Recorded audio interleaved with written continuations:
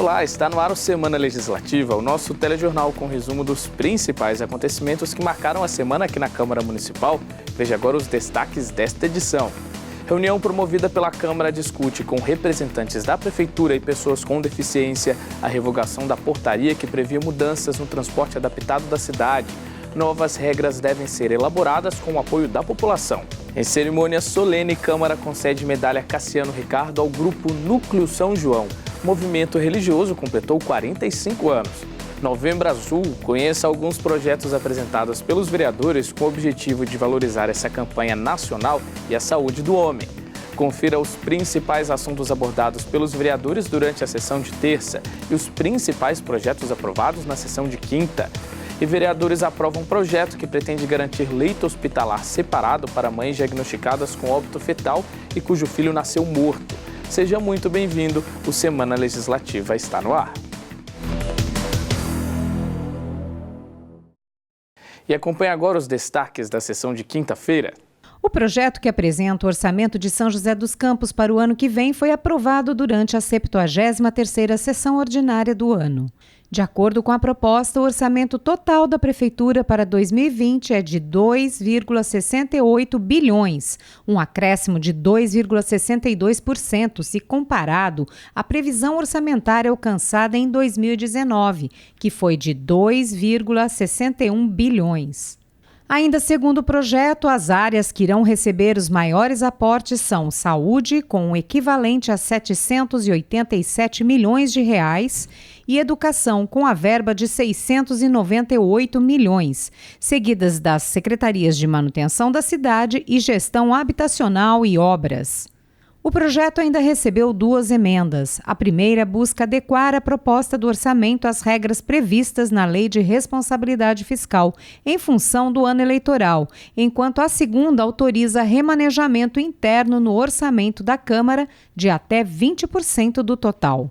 Outra proposta aprovada pelos vereadores foi o substitutivo ao projeto apresentado pelo vereador Dilermando Diede Alvarenga, que autoriza a Prefeitura a firmar parcerias com organizações da sociedade civil para a implantação e desenvolvimento de centros comunitários de convivência e respeito aos idosos, SECORE, mantidos com repasse de recursos municipais. De acordo com o projeto, o acesso deverá ser disponibilizado a todos os moradores da cidade acima de 60 anos que necessitarem do benefício, levando em consideração grupos vulneráveis, como vítimas de isolamento social ou pessoas de baixa renda. Outra proposta aprovada autoriza a doação de 250 casas localizadas no conjunto residencial Caminho das Montanhas, também conhecido como Jardim Boa Vista, à Companhia de Desenvolvimento Habitacional e Urbano do Estado de São Paulo, CDHU. As residências têm como finalidade atender famílias de baixa renda.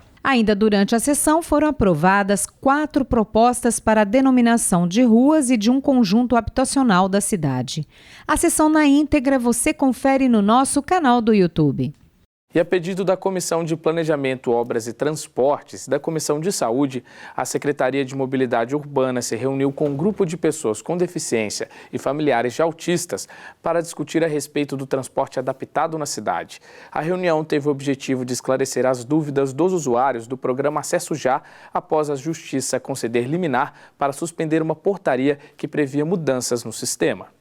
Após a Justiça suspender os efeitos da portaria que poderia limitar para 8 o número de viagens mensais realizadas pelos usuários cadastrados no serviço Acesso Já, voltado para oferecer transporte gratuito e individualizado a pessoas com deficiência, os vereadores convocaram uma reunião para tratar o assunto com a Prefeitura e representantes da comunidade que depende do serviço. Participaram do encontro os vereadores Walter Hayashi, presidente da Comissão de Planejamento, Obras e Transportes, e um membro da comissão, vereador Lino Bispo, além dos parlamentares Amélia Naomi, Ciborgue, Dulce Rita, Marcão da Academia, Renata Paiva e Wagner Balieiro. Para esclarecer as dúvidas, o secretário de Mobilidade Urbana, acompanhado por uma equipe técnica, apresentou os motivos que levaram à elaboração da portaria.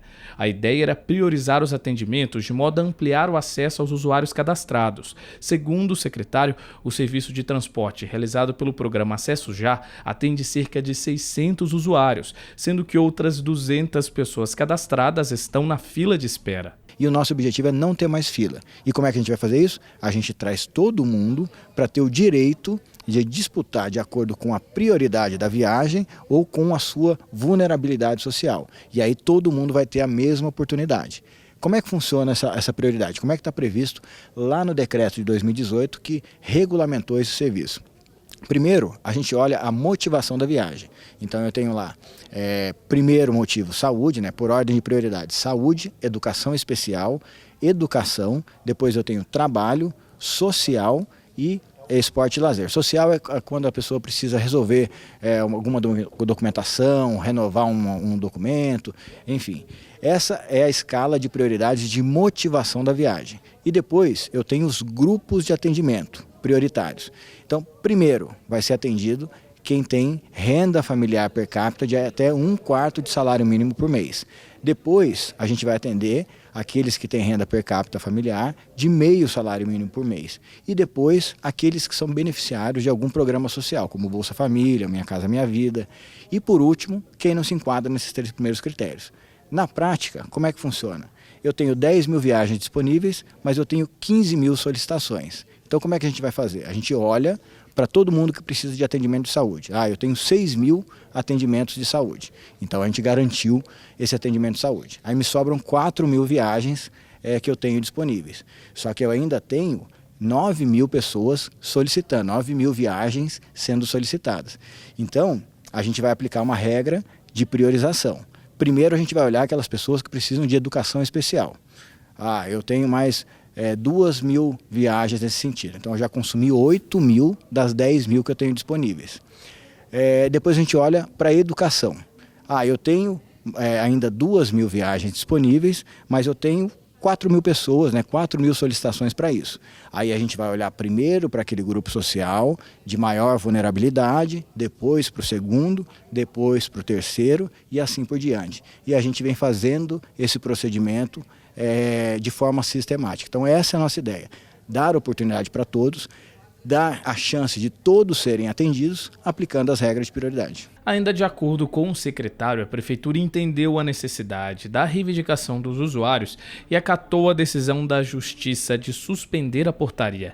Ela foi revogada e o município não irá recorrer da decisão. Sendo assim, continua a valer o decreto que regulamenta o serviço. A princípio, o decreto ele tem que ser mantido, porque ele regulamenta o serviço atual, que tem alguns contratos que são baseados nesse decreto. Então, modificar esse decreto nesse momento interfere na própria prestação do serviço e isso a gente não pode deixar acontecer. Então, a gente vai continuar trabalhando, vai continuar chamando as pessoas da fila, aplicando as regras de prioridade e discutindo aí um novo modelo para uma eventual nova contratação. Durante a reunião, também ficou acertada a realização de novos encontros que devem contar com a presença dos usuários do serviço e também dos vereadores, os quais, junto da Prefeitura, deverão propor e construir uma nova regulamentação para o serviço. A ideia é dar mais transparência ao processo e garantir que haja participação popular nas decisões. Para maior segurança jurídica, ainda foi sugerido pelos usuários que se elabore uma lei instituindo o programa Acesso Já na cidade. Isso é uma prática, um eixo de gestão do prefeito Felício, a gestão aberta, a transparência. A gente continua, a gente tem os conselhos que representam a categoria, mas além do conselho a gente tem uma associação e tem um grupo que foi tirado agora dessas reuniões. Então a gente vai continuar trabalhando, dialogando, conversando muito com as pessoas. Cada pessoa tem a sua contribuição para a gente melhorar esse processo, dando ideias, apontando falhas, sugerindo modificações, fazendo críticas e a gente está sempre disposto a escutar e toda vez que a gente identificar que a gente tem coisas para melhorar, a gente vai fazer e se a gente tem coisas que a gente está fazendo errado, a gente vai dar um passo para trás e vai arrumar. Então esse é o nosso compromisso. Ao final do encontro, os vereadores apontaram a importância do serviço para os usuários atendidos e a necessidade de ampliar o programa para aqueles que ainda estão nas filas. Segundo os parlamentares, a Câmara irá acompanhar o processo de discussão e elaboração das novas regras que irão contar com a opinião da comunidade assistida pelo programa Acesso Já. Vamos fazer uma comissão para trabalhar conjuntamente na elaboração de um novo modelo, otimizando os recursos e atendendo mais gente, principalmente na área de saúde. Então, parabéns a todo mundo, parabéns a essas pessoas que vieram aqui, procuraram, confiaram no trabalho dos vereadores e hoje estão saindo com a vitória. Nós também estamos saindo vitoriosos porque as portas foram abertas para eles. E no próximo bloco você vai conhecer detalhes sobre o projeto de lei aprovado na Câmara que prevê garantir leito separado para mães cujo filho nasceu morto. Ainda confere os destaques da sessão de terça-feira. A gente volta já.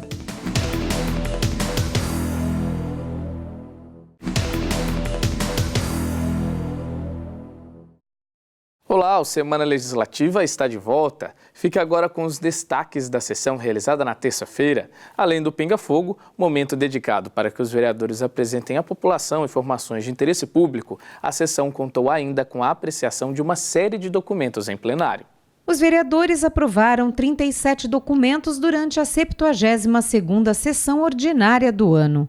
Ao todo, foram 30 requerimentos, 3 moções e 4 atas de sessões anteriores. 6 vereadores usaram a tribuna para prestar contas do mandato. O primeiro, Lino Bispo, destacou obras de melhorias nos bairros Jardim Morumbi, Vale do Sol e Residencial União, na região sul da cidade. Já a temática da fiscalização e meio ambiente fez parte da fala da vereadora Dulce Rita. A parlamentar abordou a obra de desassoreamento do córrego Bueirinho, no Galo Branco, o plantio de árvores no Jardim Itapuã, além da construção de uma nova passarela no bairro Nova Detroit. O vereador Maninho 100% apontou o início do projeto Verão, a ser realizado em 10 piscinas públicas da cidade. Ele também destacou ações com a população nas feiras livres da cidade. Outro vereador a usar a tribuna foi Sérgio Camargo, que citou sua participação na campanha Dia de Doar. O projeto busca mobilizar a população na criação de uma rede de solidariedade por meio das organizações da sociedade civil. Ainda na tribuna, o vereador Dr. Elton enfatizou o trabalho de prevenção ao suicídio realizado nas últimas semanas com alunos de medicina e policiais militares. Ele também destacou ações educativas voltadas à prática de primeiros socorros. O último inscrito, o vereador Wagner Balieiro, falou sobre a reivindicação dos moradores do residencial Tatetuba, na região leste, em relação às obras da via Cambuí.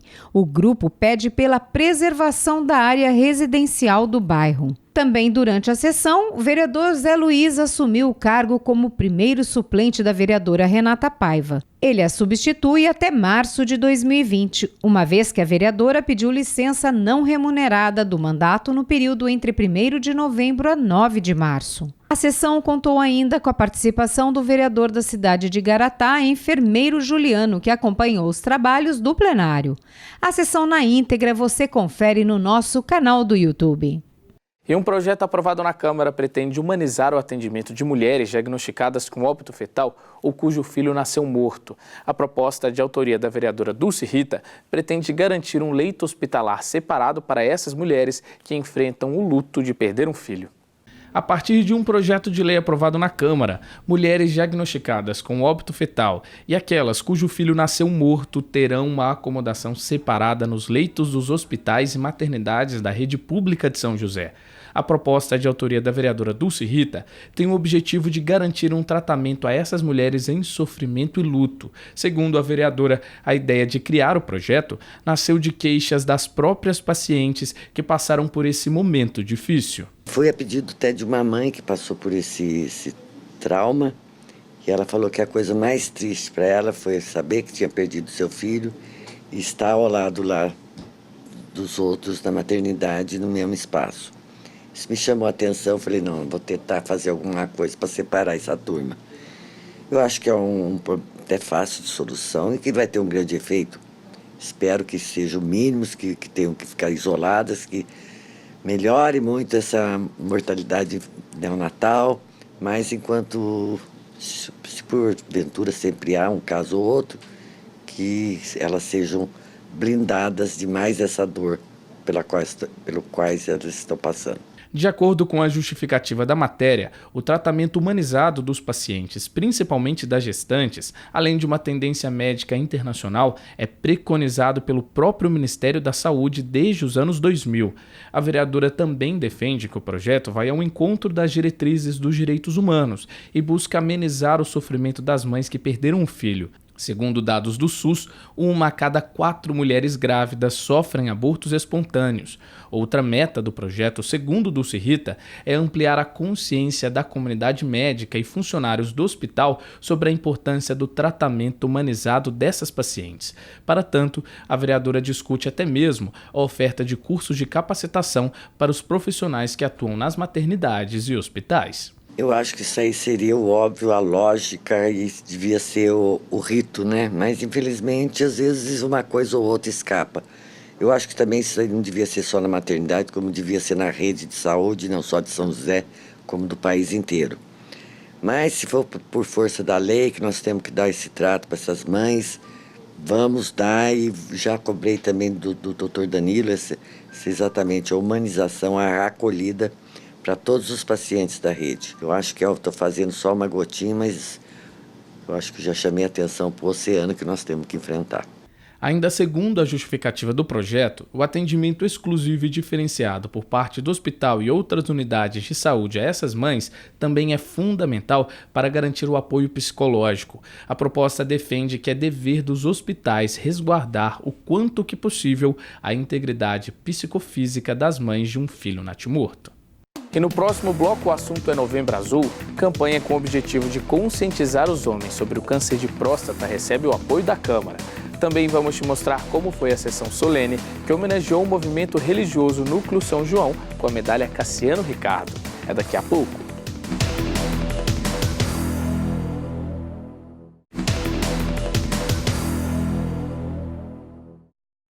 Estamos de volta com Semana Legislativa. A Câmara homenageou com a medalha Cassiano Ricardo o movimento religioso Núcleo São João. A proposta, de autoria do vereador Ciborgue, teve o objetivo de reconhecer o trabalho de evangelização do grupo, fundado há 45 anos.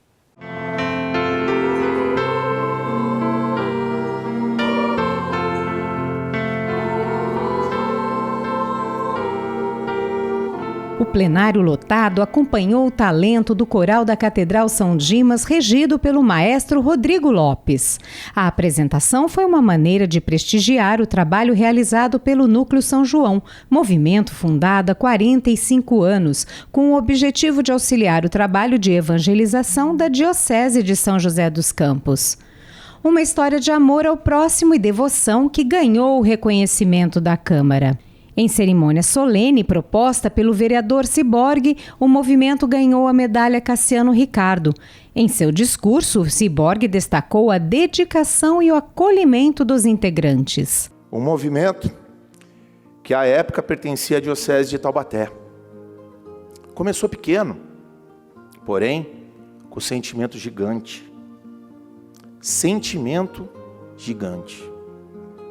De casa em casa, iam rezar o terço, prestar auxílio, levar uma mensagem de paz, de carinho, de conforto para as pessoas.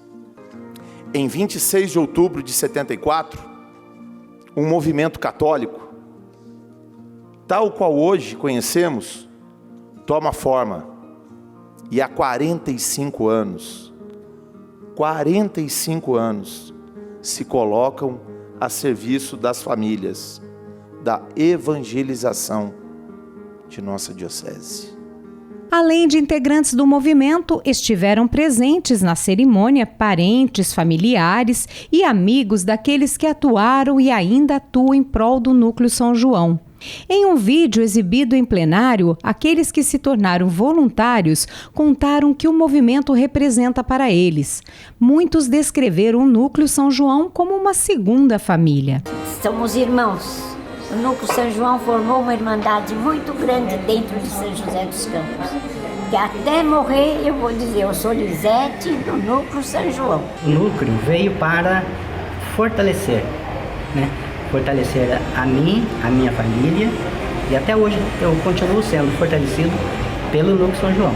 Então são todos esses amigos, são nossa segunda família, porque eu venho de São Caetano do Sul e aqui nós formamos o Núcleo São João. E já temos bastante lá no céu. E a importância do núcleo para aqueles que acreditam no trabalho de evangelização também foi lembrada durante os depoimentos em plenário.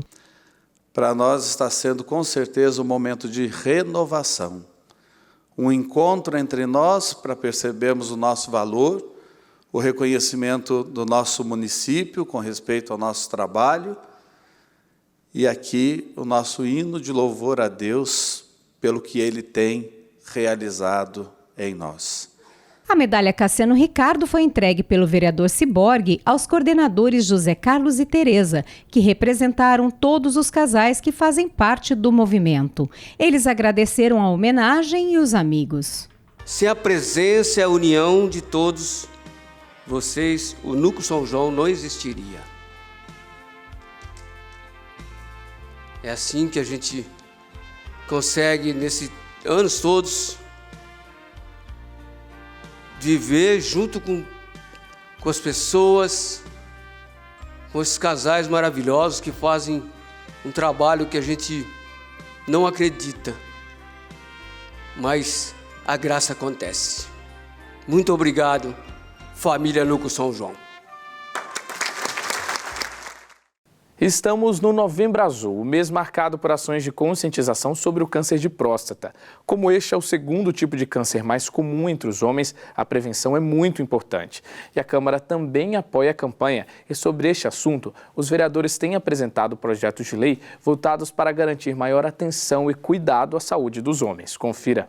E este é o símbolo da campanha Novembro Azul. Um desenho simples, mas com um grande significado. A importância da prevenção do câncer de próstata. Este é o segundo câncer mais comum entre os homens e também um dos que mais mata. Dados apresentados pelo nosso município apontam que até setembro deste ano já foram registrados 181 casos da doença na cidade. Em média, segundo a prefeitura, são diagnosticados 50 casos por ano. E sabe por que é tão importante a prevenção? Porque, se descoberto precocemente, as chances de cura do câncer de próstata podem passar de 90%. E essa é a meta da campanha Novembro Azul, conscientizar os homens a respeito dos exames preventivos que devem ser realizados a partir dos 40 anos de idade. Por isso, durante todo este mês, estão previstas ações educativas pela cidade. Entre as atividades estão a distribuição de folders informativos e a sensibilização dos homens e de toda a população sobre a importância do acompanhamento preventivo. São José dos Campos também possui um programa de rastreamento do câncer de próstata. Ele é realizado nas UBSs da cidade e está disponível para todos os homens acima de 50 anos. E a Câmara também reforça a importância das ações do Novembro Azul e da prevenção ao câncer de próstata. Os vereadores têm atuado com a apresentação de projetos de lei sobre o tema.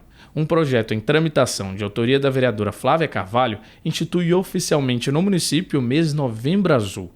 Como justificativa para a proposta, a vereadora alega que a conscientização dos homens e o diagnóstico no início da doença elevam as chances de cura.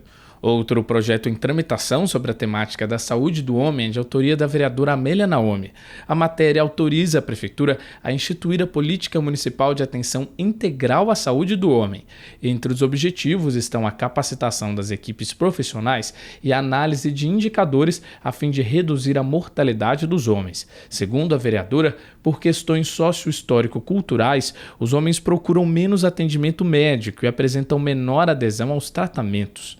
Já o vereador Valdir Alvarenga é autor de uma lei que estabelece o dia 27 de novembro como Dia Mundial de Prevenção, Orientação e Combate ao Câncer de Próstata. Todas essas ações são muito importantes para tentarmos reduzir os índices da doença. De acordo com o INCA, até o final de 2019, o Brasil deve registrar mais de 68 mil novos casos da doença. A maior parte em homens acima dos 50 anos. No Brasil, por exemplo, a cada 10 homens diagnosticados com câncer de próstata, 9 têm mais de 55 anos.